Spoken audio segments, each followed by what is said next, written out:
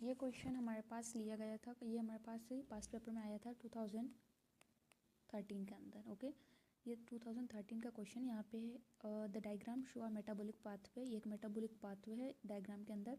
यहाँ पर हमारे पास रिएक्टेंट है जो कि बन गया सब्सटेंस एक्स, किसकी हेल्प से? एंजाइम 1 की हेल्प से। सब्सटेंस एक्स बन गया सब्सटेंस वाई, किसकी हेल्प से? एंजाइम 2 की हेल्प से।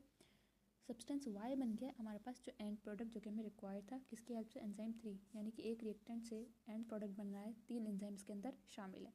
मेन बात ये नहीं है, मेन बात हमारे पास नीचे सवाल है question, what would be the effect of adding a small amount of non competitive inhibitor of enzyme 2, यानी कि एक small amount of non competitive inhibitor डाल दूँ मैं इस रिएक्शन के बीच में एंजाइम 2 के साथ के अंदर। ये हमारे पास है non competitive enzyme.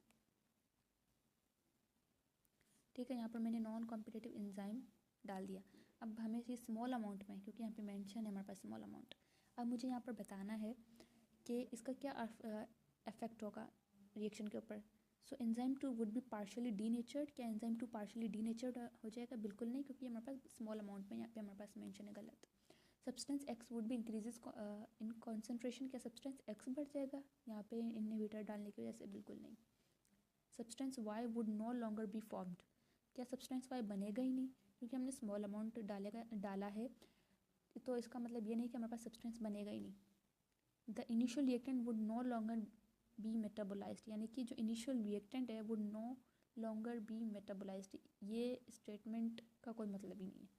The effect would be negligible. जी हाँ, तो हमारे पास जो इफेक्ट होगा वो बिल्कुल नेग्लिजिबल होगा, क्योंकि हमने यहाँ पर स्मॉल अमाउंट डाला है नॉन कॉम्पिटिटिव इनहिबिटर का।